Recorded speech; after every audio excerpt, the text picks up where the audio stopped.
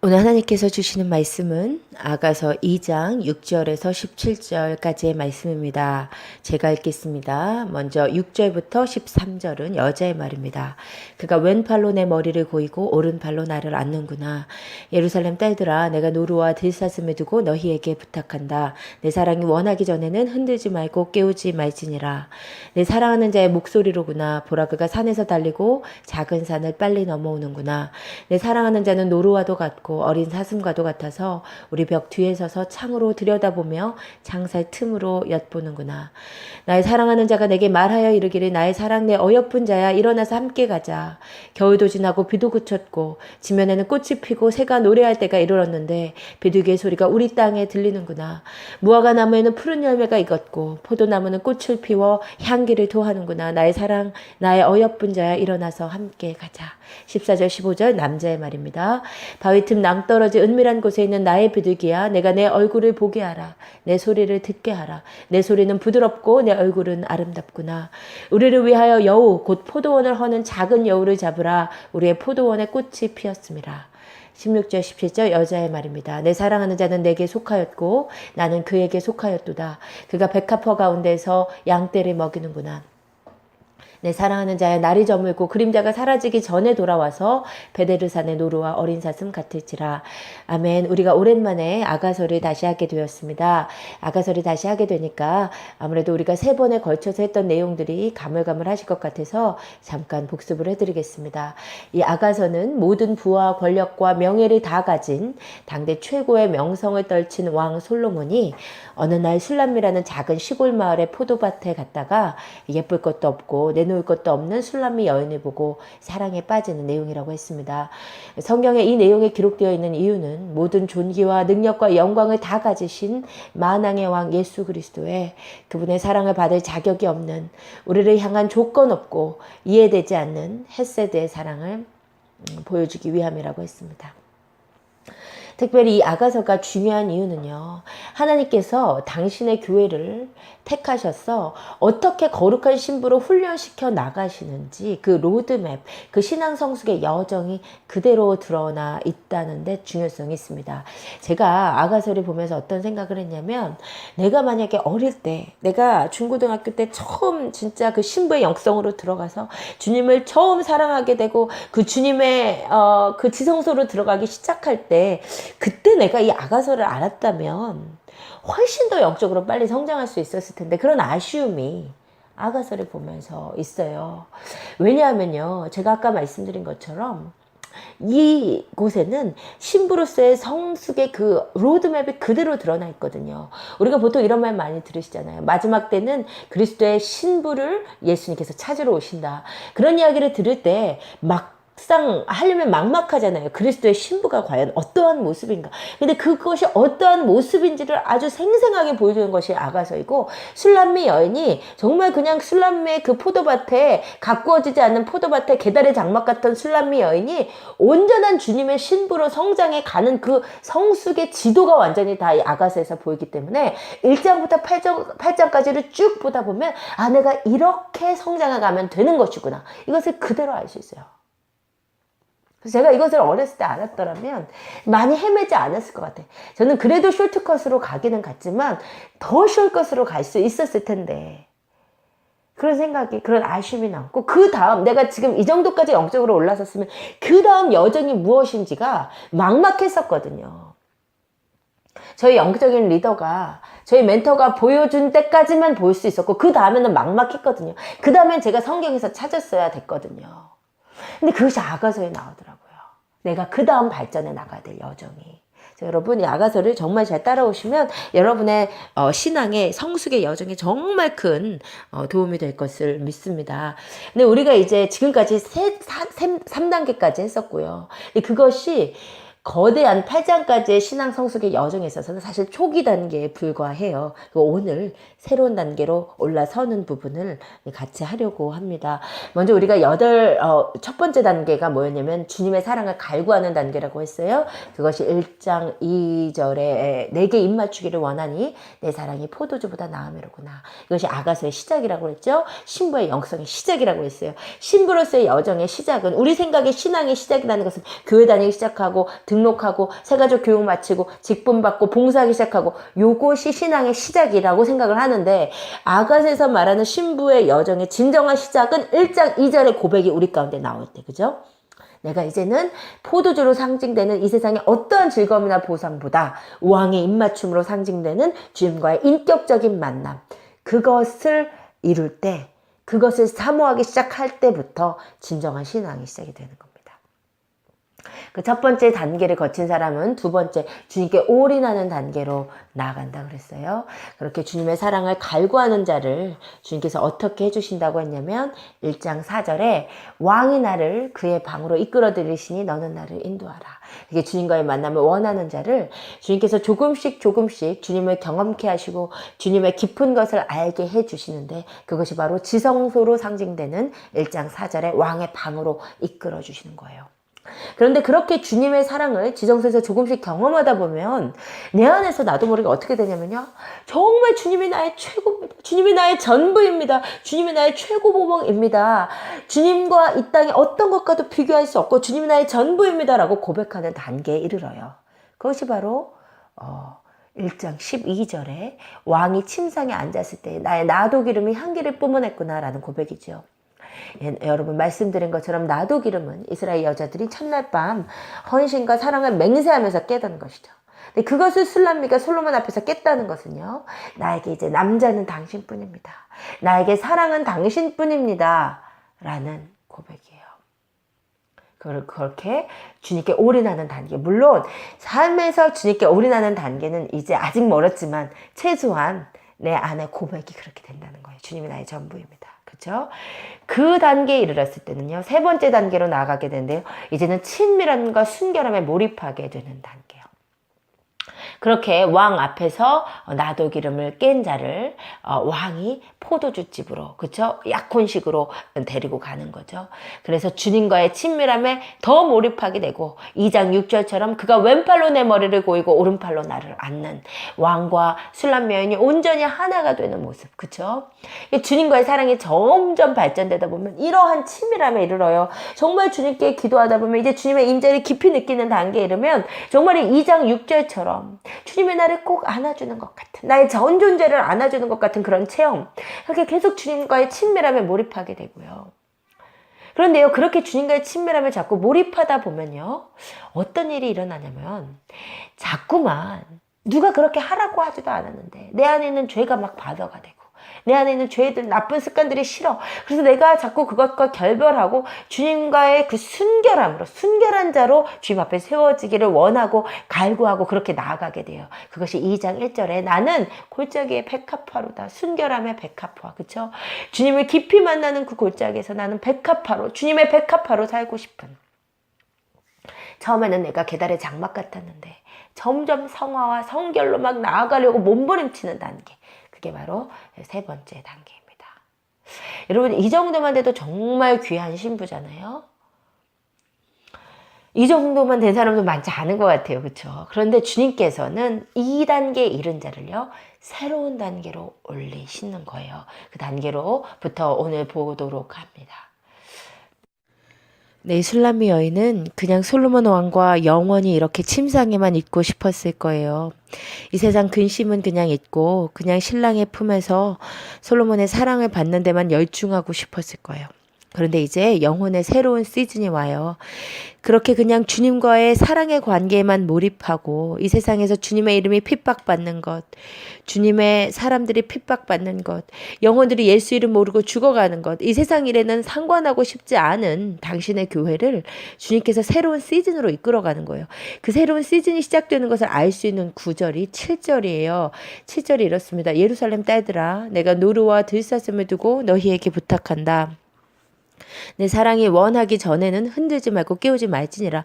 여러분 이 구절은요. 아가서에서 3번이나 등장하는 후렴구 같은 구절인데요. 이 구절을 이해하는 것이 중요해요. 이 구절에 대해서 이게 남자의 말이냐 여자의 말이냐 뭐 예루살렘 여자들의 합창이냐 혹은 성령님의 음성이냐 이렇게 여러 가지 견해들이 있고 또 깨우지 말라는 대상이 남자이냐 여자냐 여기에도 논쟁이 있어요. 그러나 원문에 이 성이 정확하게 표현이 되지 않고 it으로 표현이 되어 있어서 있어서 정확하게 알 수가 없습니다. 제가 보기에 이 구절은 그것보다 중요한 게 뭐냐면 이 구절의 역할이 무엇인지가 중요해요. 아가서에서 이 구절이 나올 때는요. 신부가 지금 현 단계에 깊이 몰입해 있음을 보여주는 구절인가 동시에 또한 새로운 영혼의 시즌이 옴을 알려주는, 주님께서 새로운 단계로 끌어올리기를 원하시거나 신부가 새로운 단계로 드디어 순종하고 나아갈 때 나오는 구절이 이 구절이거든요. 그래서 지금 이 시점에서 예루살렘의 딸들아 내가 부탁한다, 내 사랑이 원하기 전에 흔들지 말고 깨우지 말라, 이 구절은 일단 이 신부가 지금 이 단계 친밀함과 순결함에 몰입해 있는 이 단계에 깊이 빠져 있음을, 그 단계에 머물고 싶음을 보여주는 구절이에요. 그런데 동시에 그러나 새로운 시즌이 지금 시작되고 있고, 그러나 이제 조금 후면 신랑이 신부를 깨우기 원하는 시즌이 온다는 거예요. 그것을 알려주는 거거든요. 신부는 깨고 싶지 않은데 신랑은 지금 신랑이 원하는 시간, 흔들어 깨우기를 원하는 시간이 오고 있음을 또한 동시에 알려주는 거예요. 그러면 신부에게 오는 새로운 영혼의 시즌이 뭐냐? 8절과 9절입니다. 내 사랑하는 자의 목소리로구나. 보라 그가 산에서 달리고 작은 산을 빨리 넘어오는구나. 내 사랑하는 자는 노루와도 같고 어린 사슴과도 같아서. 여러분 지금 신부에게 새로운 영혼의 시즌이 오는데요. 지금까지 와는 전혀 다른 단계가 오는데요. 그 첫 시작이 뭐냐면 신랑이 지금까지와는 전혀 다른 모습으로 신부에게 온다는 거예요. 여러분 잘 기억하세요. 이것을 기억하세요. 우리 영혼에요. 새로운 시즌이 올 때 주님께서 우리를 지금 이대로의 신앙이 아니고 새로운 단계로 올리실 때 먼저 하시는 일이 뭐냐면 우리에게 지금까지 보여주신 당신의 모습보다 더 새로운, 더 큰 다른 당신의 모습을 계시해 주는 거예요.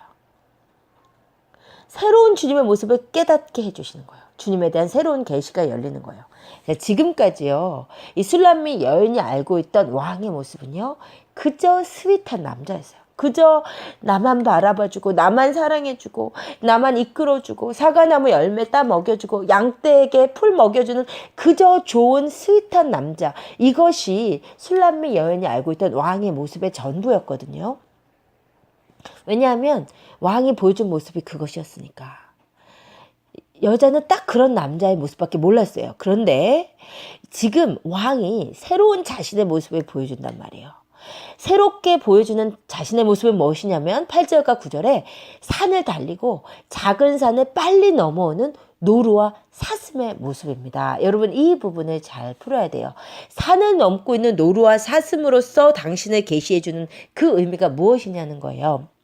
여러분 먼저요, 산은요 성경에서 정복해야 될 문제, 넘어서야 될 문제, 고난, 역경, 시련을 상징합니다.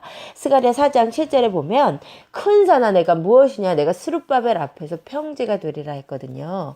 이것은 무슨 의미냐면 앞에 놓인 거대한 문제가 하나님의 사람 스룹바벨 앞에서 아무것도 아닌 게 될 것이라는 거예요. 그러므로 성경에서 산은 넘어서야 될 문제, 전쟁이 있는 곳을 뜻합니다. 그러니까 지금까지 이 왕은 푸른 초원에 있었고 사과나무 밭에 있었는데 갑자기 왕이 산을 넘고 있는 거예요. 그것이 무엇을 의미하겠어요? 이 왕은 정복해야 될 문제가 있는 왕이에요.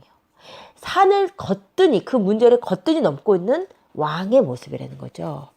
게다가 노루와 사슴처럼, 여기서 이 노루와 사슴의 의미를 정확하게 이해해야 하는데요.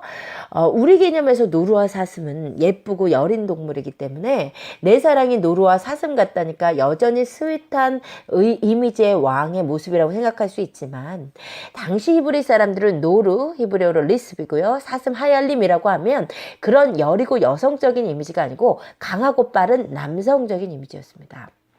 그래서 성경에 역전의 용사 아사헬의 발을 노루의 발과 같다고 표현했고요. 또 하박국 3장 19절에서 주 여호와는 나의 힘이시라, 나의 발을 사슴과 같게 하사 나를 나의 높은 곳에 다니게 하시리로다 라는 구절이 있는데, 여기에서요 승리를 가진 자의 발을, 강하고 능력 있는 자의 발을 사슴의 발로 표현했어요. 이 구절에서의 노루와 사슴의 의미를 가장 잘 알 수 있는 것이요, 이 구절에 대한 70인역의 번역이에요. 70인역은 뭐냐면 구약 성경이 히브리어로 쓰여졌는데 70인역이 번역될 당시에 이스라엘 사람들이 유대인들이 이 히브리어를 다 잊어버렸단 말이에요. 헬라어를 알고 있었어요. 그래서 이 구약 성경 히브리어를 헬라어로 번역을 하되 당시 유대인들의 정서에 가장 근접한 헬라어로 번역을 해놨어요. 그래서 헬라어의 이 히브리어를 어떻게 번역했는지를 보면 이 구절이 이 단어들이 당시 히브리 사람들에게 어떻게 인식되었는지를 가장 정확하게 알 수 있거든요. 근데 이 구절에서 노르를요, 하늘의 군대라는 단어로 번역해 놓고 사슴을 힘과 능력으로 번역을 해 놨어요. 그래서 내 사랑하는 자가 노르와 같았다는 것은 그 누구도 정복할 수 없는 하늘의 군대와도 같은 모습이었다는 것을 의미하고요. 사슴 같았다는 것은 강인한 힘과 능력을 가진 모습이었다는 것을 의미해요. 여러분, 이것이 주님께서 우리를 사명의 단계로 올리실 때 하시는 일입니다. 당신에 대한 계시를 새롭게 열어주시는 거예요. 처음에 주님과 사랑을 나눌 때 그저 주님은 나를 위한 주님, 나만 케어해 주시는 주님, 나만 사랑해 주시는 주님, 이것밖에 몰라요. 그런데 주님께서 새롭게 주님에 대해 더 알게 해주시는데, 주님은 알고 봤더니 나만의 하나님이 아니야. 만왕의 왕, 만주의 주, 강하고 능한 여호와고 전쟁에 능한 여호와고 모든 민족과 방언과 열방 가운데 영광 받으실 왕이신 주님으로 당신을 새롭게 알려주시는 거예요. 제가 그랬던 것 같아요. 제가 처음 주님과 사랑을 나눌 때 저는 지독한 영적인 공주병에 걸려 있었어요. 그래서 주님이 진짜 나만을 최고로 사랑해 주시기를 원했고, 나만 특별히 사랑해 주시기를 바랐고, 저는 정말 주님 앞에 제가 특별한 자라는 사실을 믿어 의심해 본 적이 없어요. 그리고 그저 주님은 사랑해 주시는 주님, 나의 삶을 다 책임져 주시고 나의 필요를 다 채워주시는 주님, 다 요것밖에 몰랐어요. 제 성적을 잘 나오게 해주시는 주님, 그죠? 나를 도와주시는 주님, 내 삶의 문제 해결해 주시는 주님. 그럴 때 제가 좋아했던 찬양은 이런 거.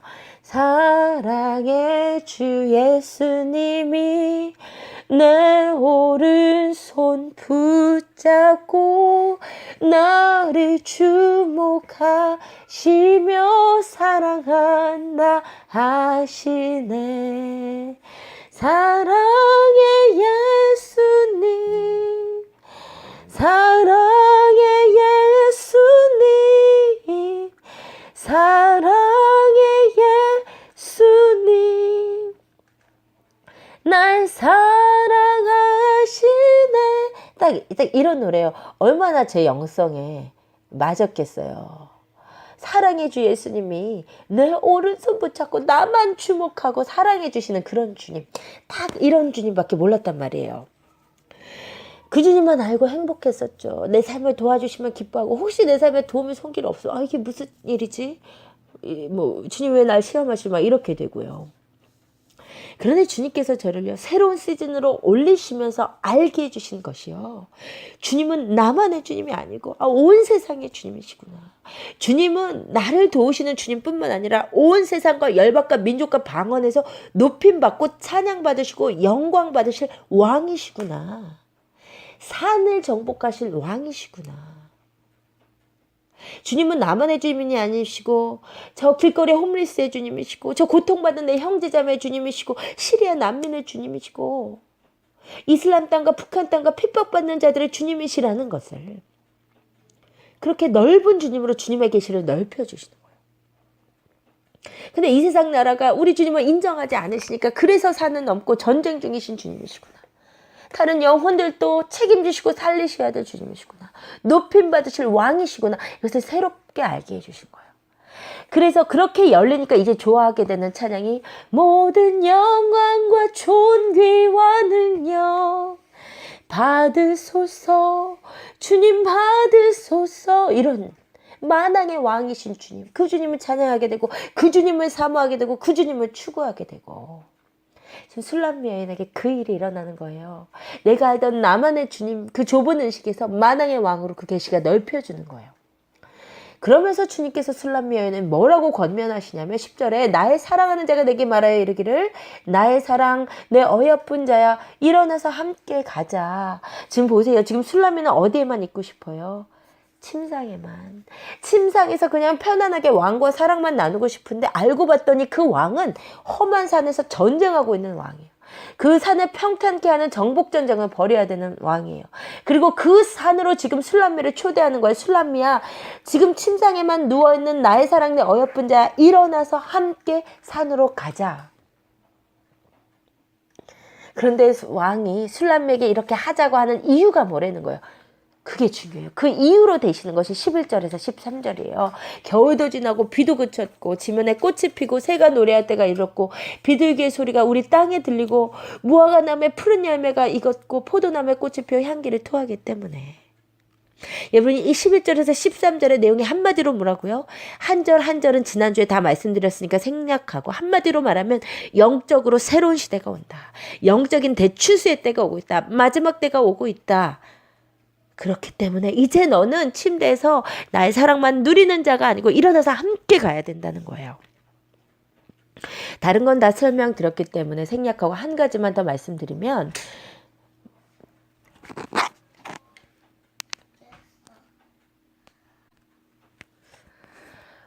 여러분, 한 가지만 더 말씀드리면, 성경에서 마지막 때가 됐음을 알리는 중요한 두 개의 나무가 무화과 나무와 포도나무예요. 무화과 나무에 대해서는 지난번에도 말씀드렸지만 마태복음 24장 32절 33절에 보면 무화과 나무 비유를 배우라 그 가지가 연하여지고 잎사귀를 내면 여름이 가까운 줄을 아나니 이와 같이 너희도 이 모든 일을 보거든 인자가 가까이 곧 문 앞에 이른 줄 알라 했잖아요. 마지막 때임을 알리는 중요한 나무가 무화과 나무인데요. 또 하나 중요한 나무가 포도나무예요. 요한계시록 14장 19절에 보면요. 천사가 낫을 땅에 휘둘러 땅에 포도를 거두어 하나님의 진노의 큰 포도주 틀에 던짐에라고 되어 있어요. 그 마지막 때는요. 땅에 포도를 거두는 시기라는 거죠. 낫을 휘둘러 땅에 포도를 거두니까.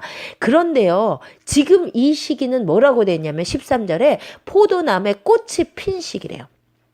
여러분, 포도를 수확하기 전에 넝쿨에 꽃이 피잖아요. 그러니까 이 11절에서 13절은 마지막 때가 다가오는 시즌이란 말이에요. 여러분, 이 아가서가 마지막 때 중요한 책인 이유가 바로 여기에 있어요. 결국 마지막 때는 예수 그리스도께서 당신의 교회를 신부로 찾으시는 때인데, 그래서 신약의 신부라고 하는 단어가 가장 많이 나오는 책이 요한계시록이죠. 그런데 구약에서 신부라는 단어가 가장 많이 나오는 책이 바로 이 아가서예요. 아가서는 정말 마지막 때 교회를 깨우는 책이에요. 마치 신랑이 와서 이제 출수 때가 다가오니까 일어나 함께 가자는 것이죠. 잠자는 교회를 마지막 때에 깨우는 메시지예요. 여러분, 우리가 아까 요한계시록 말씀처럼 요한계시록의 시간은요, 이 땅의 포도 열매를 추수하는 때예요. 그런데 아가서의 지금 시간은 언제라고요? 포도 넝쿨에 꽃이 핀 시간이에요. 그러니까 금방 포도 열매가 익기 전 마지막 때를 준비하는 책이 바로 이 아가서란 말이에요.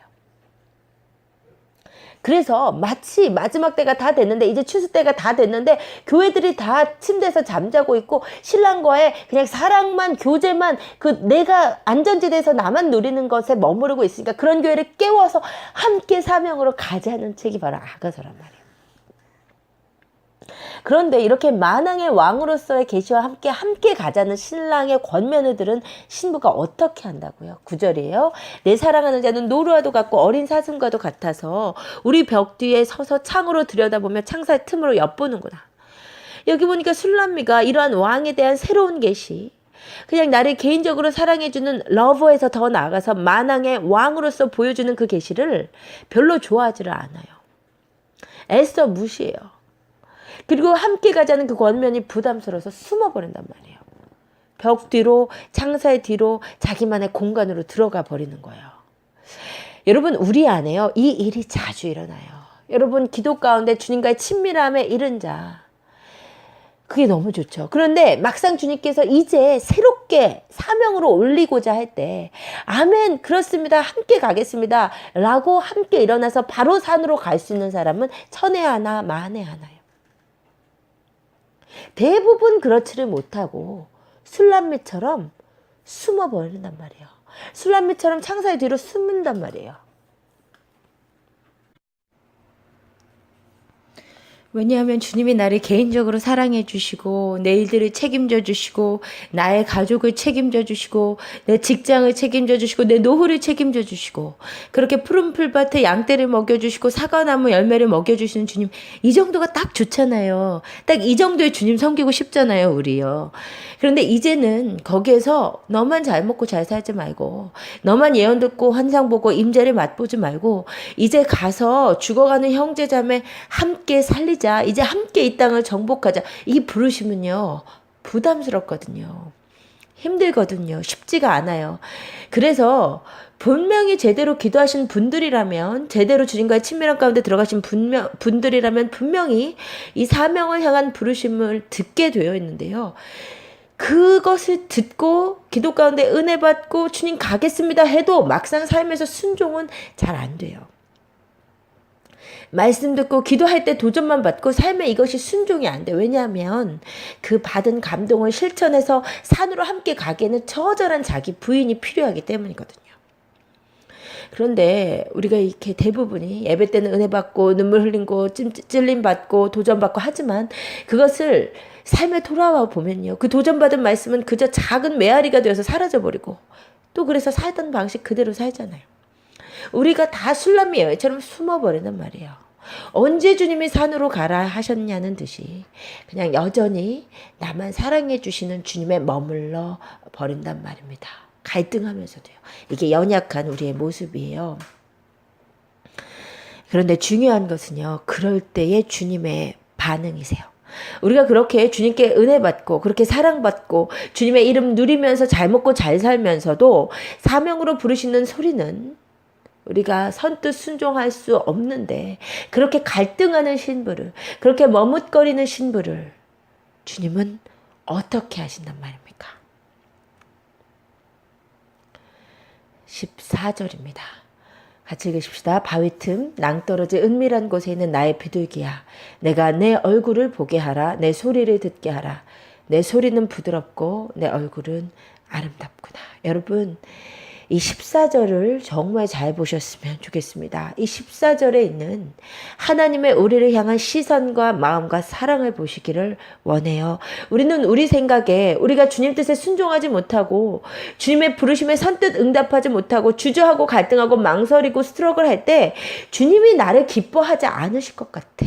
나를 예전만큼 사랑하지 않으실 것 같아. 나를 탐탁하게 여기지 않으실 것 같아.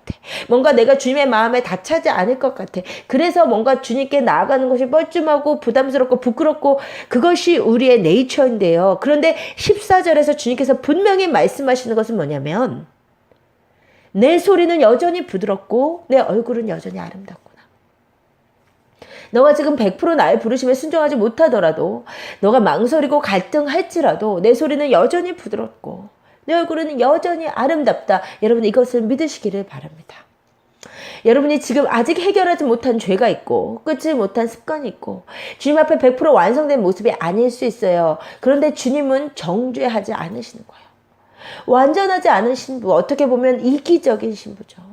말로는 사랑한다고 해놓고 같이 힘든 일 하자니까 못하겠다는 그 신부지만 여전히 주님께는 우리는 내 소리는 부드럽고 내 얼굴은 아름다운 것이에요. 제가 요즘 헤라를 낳고 보니까 참 사랑스러워요. 근데 제가 이 딸을 얼마나 사랑의 눈으로 보는지요. 제가 헤라를 보고 막 기뻐하다가 어느 순간 정말 머리를 얻어맞은 것처럼 은혜가 되고 눈물이 나는 것이, 내 눈에 저 헤라가 너무 귀하고 너무 사랑스러운데, 왜 예전에 어른들이 그러시잖아요. 눈에 넣어도 안 아프다고. 저는 그 속담이 이해가 안 됐었어요. 뭘 눈에 넣어도 안 아파, 그렇죠? 근데 이제 셋째를 키우니까 이해가 돼요. 왜냐면 얼마나 예쁘면 봐도 너무 예뻐서 계속 보고 싶어서 눈에 넣고 싶은 거예요. 근데 눈에 넣어도 안 아플 것 같이 예쁜 거죠. 헤라를 보면서 이제 그 속담이 이해가 되더라고요. 그냥 이 헤라가 제가 너무 사랑스러워서 보고 있는데요. 정말 그 순간 마치 망치로 꽝 치는 생각이, 주님이 나를 지금 이 눈으로 바라보시는구나. 분명히 성경에 아버지가 자식을 긍휼히 여기는 것처럼 하나님께서 우리를 긍휼히 여기신다고 했는데, 주님 보시기에 내가 이토록 사랑스럽겠구나, 내가 이렇게 부족하고 이렇게 죄가 많고 이렇게 엉망진창이라도 주님은 나를 이렇게 아름답게 사랑하시는구나. 여러분, 그 주님의 사랑의 고백이 14절이란 말이에요. 여전히 네가 아직 포기하지 못한 것이 있고 너가 아직 순종하지 못할지라도 여전히 내 소리는 부드럽고 내 얼굴은 아름답다. 여러분, 아가서를 보면서 반드시 여러분이 느끼셔야 될 것이 이 우리를 향한 하나님의 사랑과 시선과 마음이에요. 여러분, 아가서에는요, 아가서의 술람미언이 그렇게 호락호락하지 않아요. 이렇게 성숙되는데, 순종으로 나아가는데 시간이 걸려요. 그런데 놀라운 것은 뭐냐면요, 술람미에게요, 왕이 한 번도 심판이나 정죄나 책망의 말을 하는 적이 없어요. 여러분, 아가서에는요, 단 한 줄도 심판이나 질책의 말이 없어요. 언제나 위로와 확신과 사랑에 찬 권면만 있어요. 하나님께서 이 아가서를 통해서 우리를 향한 당신의 마음이, 당신의 자세가, 당신의 목소리가 이렇다는 것을 보여주시는 거예요. 그리고 여러분, 더 중요한 것은요, 14절에서요. 여러분, 놓치면 안 되는 것이 하나 더 있어요. 주님께서 뭐라고 하셨냐면, 여전히 네 목소리는 아름답고 네 얼굴은 아름다우니까, 그 다음에 하시는 말씀이 뭐냐면요, 14절, 나의 비둘기야, 내가 내 얼굴을 보게 하라, 내 소리를 듣게 하라. 아멘. 여러분, 이것이 너무 중요합니다. 여러분, 우리는요, 하나님이 사명으로 부르시는 것 같고, 하나님이 도전 주시고 끊게 하시고 말씀 주시고 감동되는 것들을요, 순종하지 못할 때요, 술람매처럼 숨어버려요.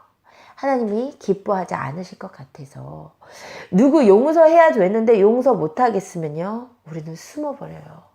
하나님께도 숨어버려요. 그래서 기도 좀 많이 못해요. 그 문제 해결 못하면, 자기 마음에 찔리는 거, 하나님 앞에 찔리는 거 아직 해결 못하고 있으면 더 예배 자리도 안 나가, 더 기도의 자리도 안 나가. 여러분, 그런데요, 그렇게 갈등하고 불순종하는 상황에서 순종으로 나아갈 수 있는 유일한 길은요, 하나님 앞에 숨어버리는 것이 아니고요, 더 하나님께 나아가는 거예요. 불순종하지만 지금은 아직 안 되겠어요. 아직 용서 못 하겠어요. 아직 그거 못 끊겠어요. 아직도 전도 못 해요. 그런데 거기서 순종으로 나아갈 수 있는 유일한 길은 주님께 더 나아가서 주님의 얼굴을 구하고 주님을 바라보고 더 나아가서 주님 앞에 소리를 높여 기도하는 것. 이것만이 우리를 순종으로 이끌어요. 우리가요, 어차피 주님 없이는 못 살잖아요. 근데 주님께 나아가지 않고는 어떻게 하겠어요? 내가 지금 순종하지 못하고 죄가 가득해도 그래도 우리가 그것에서 벗어나는 유일한 길은 더욱 길을 쓰고 주님께 나아가는 거예요. 여러분, 우리가 한국 기독교 초기의 부흥의 역사를 압니다마는 그 부흥의 역사가 어떻게 일어났어요? 죄인들이 모여서요, 예배하고 있었어요.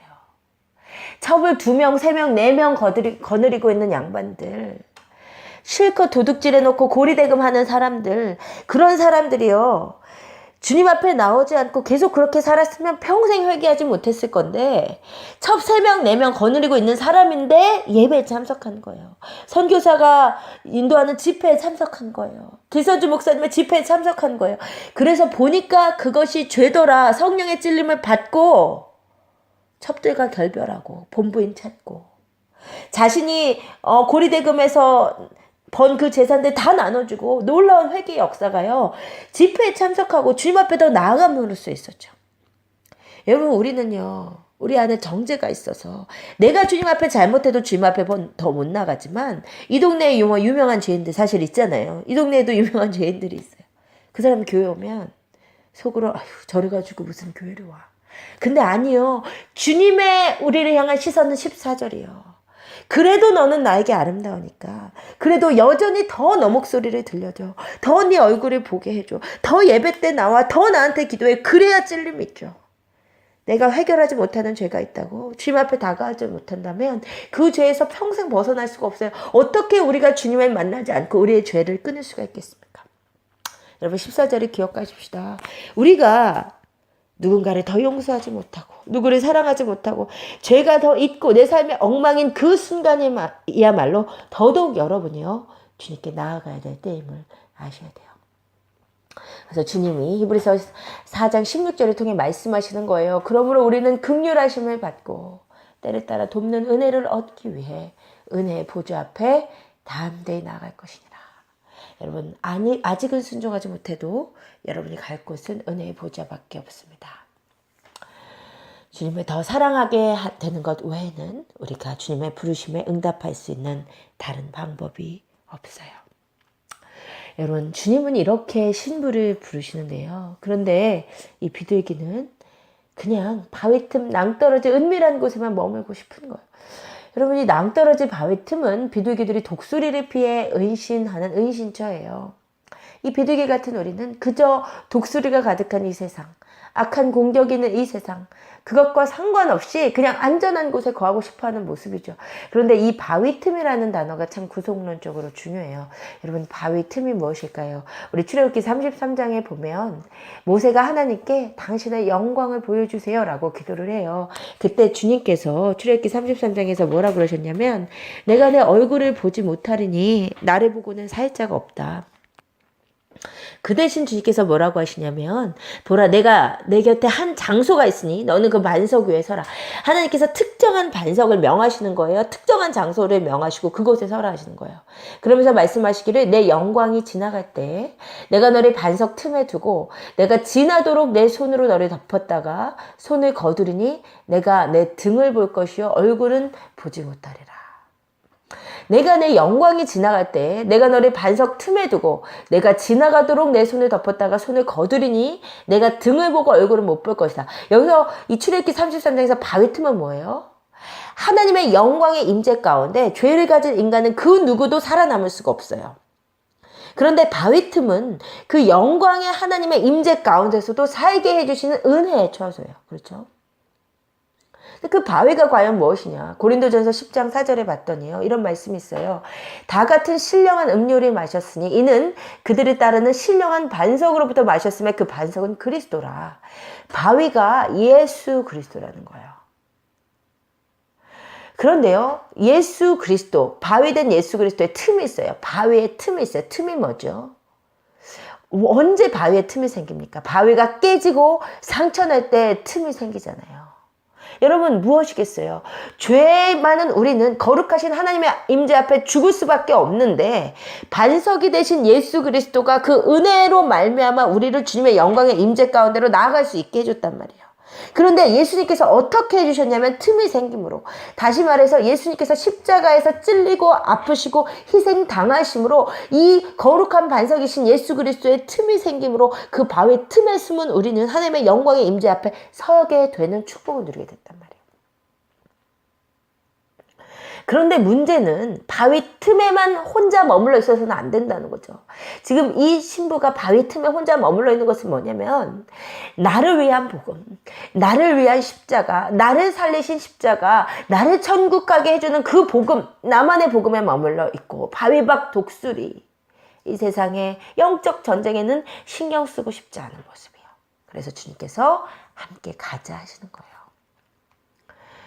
여러분, 이때요, 이 추수의 때 함께 가자 하실 때요, 일어나서 나오는 것이 신부인 줄 믿습니다. 이 마지막 때는 이 신부를 주님께서 원하시는 거예요.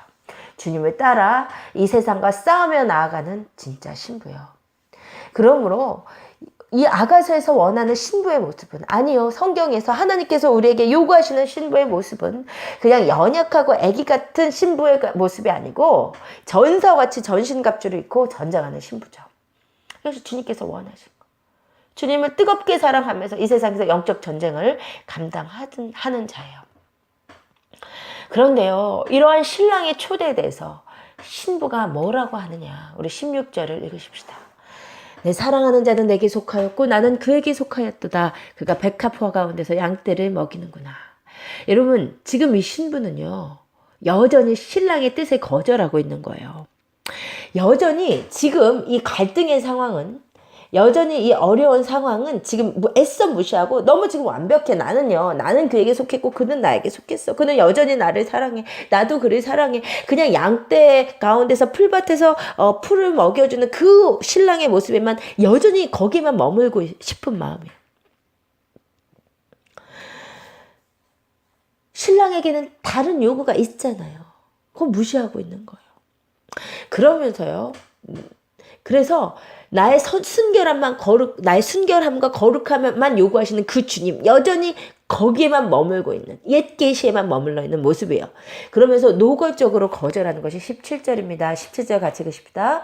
내 사랑하는 자야, 날이 저물고 그림자가 사라지기 전에 돌아와서 베델을 사는 노루와 어린 사슴 같을지라. 여러분, 이 17절은요, 이 개역개정 성경에 이제 한글 번역에서 이 17절이 정말 아리까리하게 번역이 되어 있어서 맞는 것도 아니고 틀린 것도 아니게 번역이 되어 있어요. 그런데요, 원문의 번역은 이렇습니다. 원문의 번역은 정확하게 어떻게 되어 있냐면, 날이 저물고 그림자가 사라지기 전에가 아니고 아드라고 되어 있는데요. 원문에 이것은 뭐뭐 할 때까지예요. 그래서 날이 저물고 그림자가 사라질 때까지. 그 다음에 한글 성경에 돌아와서라고 되어 있는데 원문에는 serve라는 단어인데 이 단어는 돌아오는 게 아니고요. turn away, 돌아서 갈 때 serve라는 단어를 씁니다. 그러니까 원문에 맞게 정확하게 번역하면 이거예요. 내 사랑하는 자야, 날이 저물고 그림자가 사라질 때까지 돌아가서 베델을 사는 노루와 어린 사슴 같아라. 이게 무슨 말이에요? 언제 날이 저물고 그림자가 사라져요? 밤에, 그쵸? 이제 저녁 노을이 다 지고 완전한 깜깜함이 이르렀을 때죠. 그때 날이 저무는 거잖아요. 그때 그림자가 사라지는 거잖아요. 그때까지는 어떻게 하라는 거예요? 돌아서 그냥 가. 지금 나 데리러 오지 말고, 지금 슬람메어는 침대에만 있고 싶었잖아요. 근데 지금 침대에 나 데리러 오지 말고 그냥 밤이 될 때 나한테 오고, 그때까지는 그냥 지금은 돌아서 가서 베델을 산에 노루와 어린 사슴 같아라. 너 혼자 산에서 정복 전쟁해라. 너 혼자 산에서 전쟁을 치러라, 이 말이에요. 지금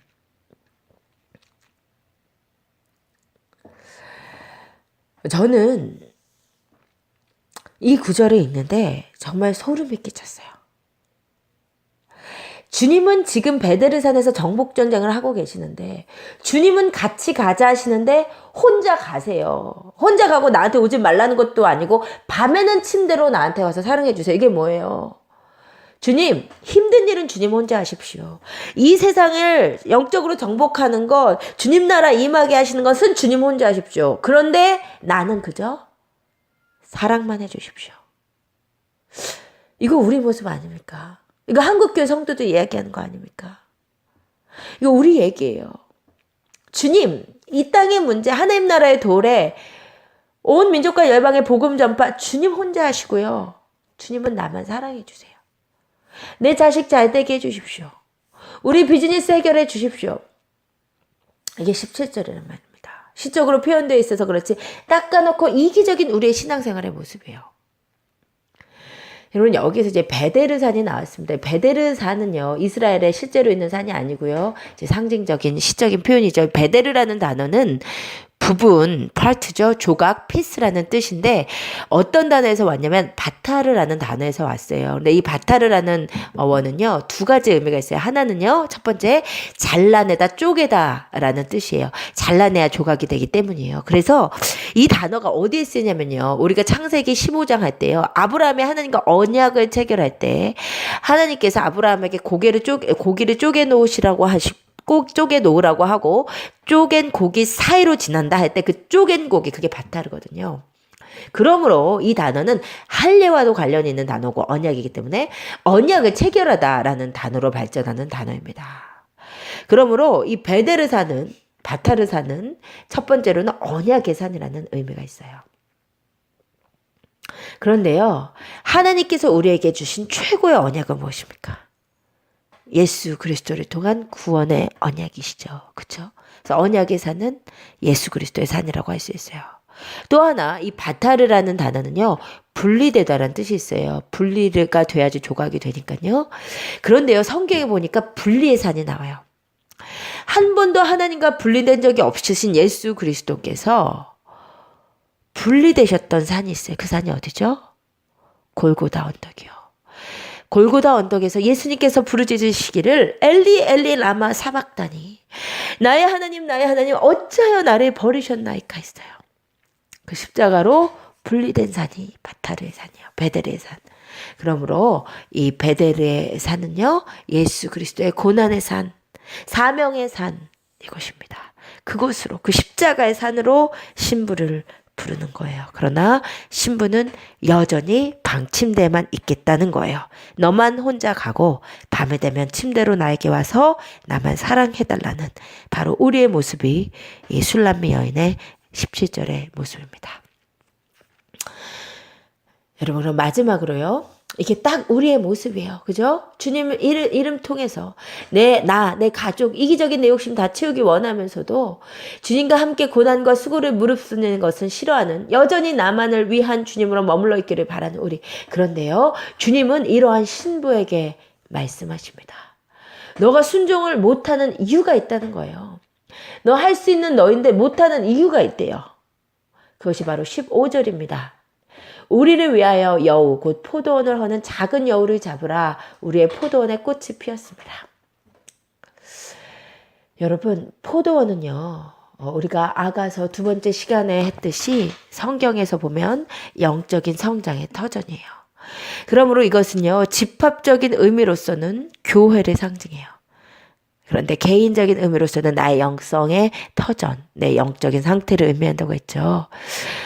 여러분이 기억하실지 모르겠지만 술람미가 왕과의 관계를 처음으로 시작할 때 아가서 1장에서 뭐라고 깨달았냐면 내가 나의 포도원은 지키지 못했었다고 깨달았어요. 그쵸? 그러니까 처음 술람미가 솔로몬을 만날 때의 상태는 포도원이 전혀 가꾸어지지 않은 영적으로 엉망인 상태였어요.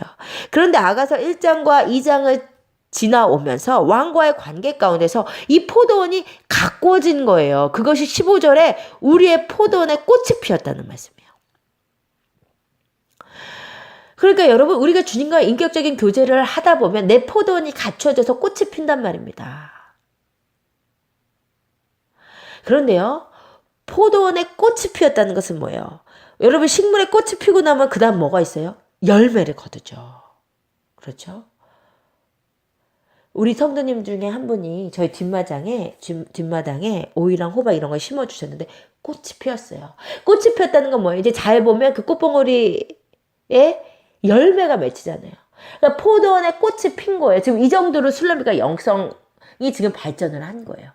그런데요, 포도원에 가꾸는 이유가 포도 꽃을 보려고 가꾸는 게 아니죠. 그렇죠? 포도 열매를 따려고 하는 거예요. 이제 열매를 맺기 직전이에요. 신랑이 봤을 때. 그런데 아직 열매가 안 맺혀. 이유가 뭔지 봤더니 이 포도원을 자꾸만 허는 여우가 있다는 거예요. 신랑이 원하는 것은 열매 맺는 것인데, 여러분, 주님께서 우리에게 원하실 것은 열매 맺는 것이에요.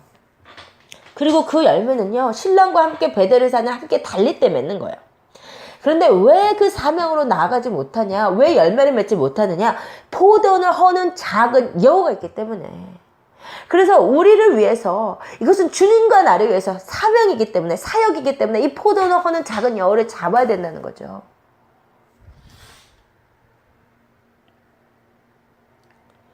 여러분, 이 말씀은 우리가 오늘 집중했으면 좋겠습니다. 여러분, 우리가요, 술람미처럼 주님의 사랑을 받은 자예요. 우리도 주님의 나라를 위해서 오늘 또 나아가야 되는 줄을 알고 있어요. 그런데 왜 우리는 안전지대에서 벗어나지 못하느냐? 이게 꼭 선교가라는 말은 아니에요. 우리가 삶에서 정말 주님의 종으로, 주님의 신부로 이 땅을 변화시키고 하나님의 나라의 도래를 사모하는 자로 왜 못 사느냐? 우리 안에 여우가 있어요, 여우. 그게 무엇이겠습니까? 각자마다 다른 거예요. 그런데요, 이 15절에서 여러분이 정말 그냥 넘겨서는 안 되는 단어가 있는데, 그것은 뭐냐면 작은이라는 단어예요. 생각보다 별것이 아닐 수도 있다는 거예요. 생각보다 큰 문제가 아닐 수 있어요. 의외로 별거가 아닐 수도 있어요. 아무도 죄라고 생각하지 않는 문제일 수 있어요. 그런데 바로 그것이 내 발목을 잡아서 내가 주님 뜻대로 온전히 사는 것을, 내가 사명을 감당하는 것을, 내가 열매 맺는 것을 방해하고 있다는 거예요. 여러분, 물질 문제일 수 있습니다. 여러분, 정말로 하나님과 재물은 겸하여 섬길 수 없기 때문에 여러분이 물질 문제 주님께 온전히 결단하지 않으면 절대로 이 시대에 주님의 신부로 살아갈 수가 없어요. 여러분, 11조요, 주님 앞에 철저히 결단해야 돼요. 내 삶에 주님을 향한 향기로운 재물들이 있어야 돼요. 내가 주님께 바칠 때마다 아깝고 바치지 못하고 일단 내 은행 잔고 쌓고 일단 내 미래 보장해 놓고, 여러분 그렇다면 절대로 열매 맺을 수 없어요. 주님과 재물은 겸할 섬길 수 없습니다. 똥처럼 버려버려야 돼요.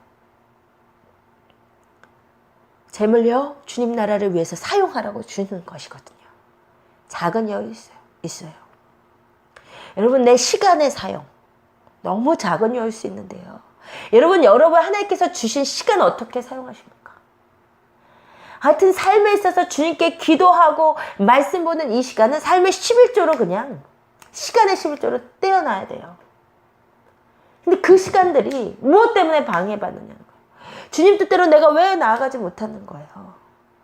여러분, 여가 시간을 어떻게 사용하고 있어요? 틈만 나면 TV 보고, 틈만 나면 인터넷 설치하고, 틈만 나면 여러분 뉴스도 적당히만 알면 돼요. 틈만 나면 뉴스, 요즘은 거기 막 리플까지 다 확인하고, 뭐 전문가 이거, 골프에 막 전문가고, 농구에 막 전문가고, 연예인에 막 전문가고, 틈만 나면 스마트폰으로 연예인 사상을 보고 있고, 유튜브에도 얼마나 쓸데없는 정보, 얼마나 드라마틱하지만 실제는 검증될 수 없는 그런 것들 맨날 보고 있고, 의외로 작은 것일 수 있어요. 누가 그것을 죄라 하겠습니까? 근데 그것이 혹시 나의 발목을 잡아서 내가 주님 앞에 온전히 열매 맺는데 방해하고 있지는 않습니까? 자녀들